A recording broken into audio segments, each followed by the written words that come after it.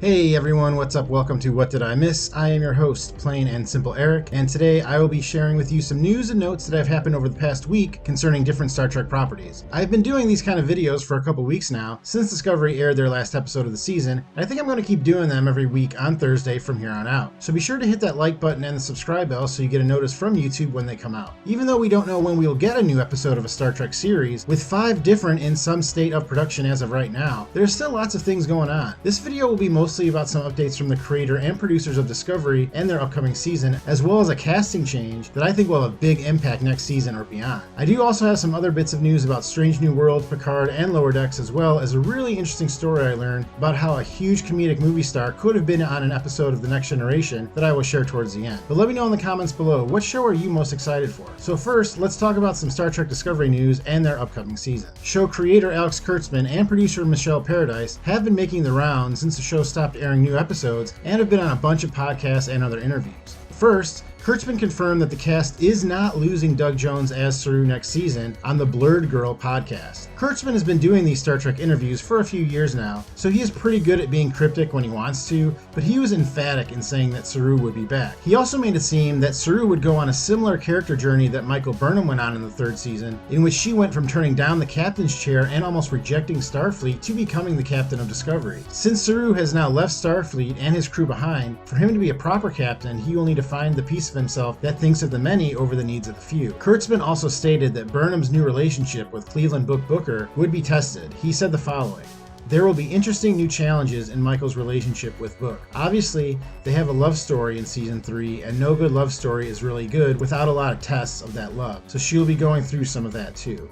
Deadline hosted a virtual screening of Star Trek Discovery in which Alex Kurtzman and Michelle Paradise also took part in a panel, as did star Sonequa Martin Green, and took questions from the press. Speaking of Book, Kurtzman said that Book's ability to use the spore drive will be expanded upon in Season 4. "In my end of season video for Star Trek Discovery Season 3, I hypothesized that the Federation would actually reach out to Book's people and ask them to join Starfleet to help them work on spore drives for all their ships, which could open a big plot line for the next season. This also removes the burden on Stamets of being the only person who can work the only spore drive in existence, which, along with him and his family surviving the events of the last episode of the season, could change his character dramatically. There have been some people saying that Stamets could become an eventual villain, if not of the show, maybe just of Michael Burnham, so I'm curious to see how his arc develops." Speaking of Stamets' family, the character Gray, played by Ian Alexander, also came up. If you remember, Gray was not too happy with being on their own and not being able to make contact with anyone but Adira. Paradise stated the following at the Deadline panel: "Culver promises him, 'We will find a way for you to be seen.' And I won't tell you how we do it, but it is, I think, important for people to know that we do pay off that story."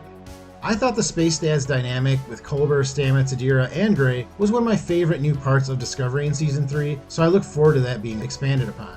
At that same panel, Kurtzman was asked about the villain of Season 4. He said that the new villain will not actually be any kind of living, breathing entity. Again, this is a very cryptic response, but then something else happened last week that made me wonder if the moves were connected. On January 26th, the Star Trek Online MMORPG game announced that Sam Witwer had taken over for the voice of the Klingon timekeeper Tenevek from Kenneth Mitchell, and would be voicing the character in their latest update, House Reborn. I used to be very into STO, but I've not played for a while. But if you still play, let me know in the comments, because I've been thinking about logging back in. But anyways, the official reason that Sam Witwer took over for Kenneth Mitchell was released as extenuating circumstances. But it is not hard to assume that Mr. Witwer will probably be taking over the character of Tenevek in live action as well, should they have the need. If you are not familiar with Sam Witwer, he is a very accomplished voice and live action actor, who is probably most known for his work in the Star Wars franchise, as he provided the voice and motion capture bases for the character Starkiller in the Force Unleashed video games. He's also known as the voice of Darth Maul in animated form, and he reprised his role as the voice of Darth Maul in his appearance in the movie Solo.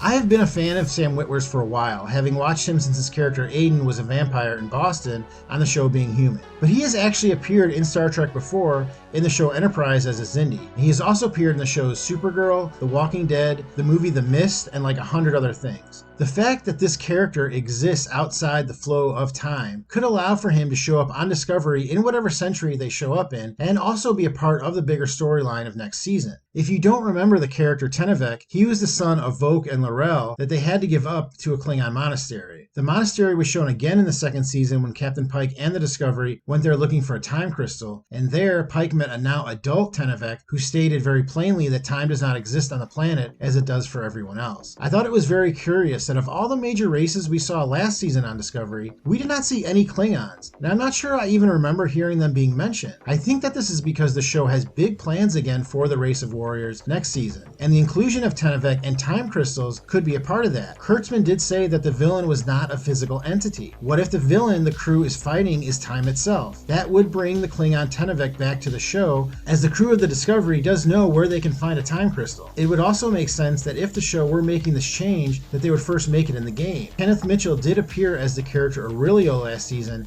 and he may be once again reprising the role next season, which would require the show to find a new actor to play Tenevek. Their jump to the future obviously had far-reaching implications, as Giorgio was literally being pulled apart because of it. What if season 4 of Discovery has a Final Destination vibe where time itself is stalking the members of the crew due to their jump in the future? Let me know in the comments, would you like to see that play out on Discovery? Discovery was also nominated for Outstanding Drama Series by the 32nd Annual GLAAD Media Awards, their third nomination in a row, although they have yet to come home with the award. GLAAD praised Discovery for including powerful and impactful stories about LGBTQ people of color and for centering transgender people and issues in new and diverse ways. Stars of the show Anthony Rapp and Wilson Cruz both praised the nomination on their Twitter handles. But Discovery wasn't the only Star Trek series to receive award nominations, as both Lower Decks and Picard were nominated for NAACP Image Awards. This is significant because this marks the first time since Star Trek Deep Space Nine that a Star Trek series has been nominated. Lower Decks is nominated for Outstanding Animated Series,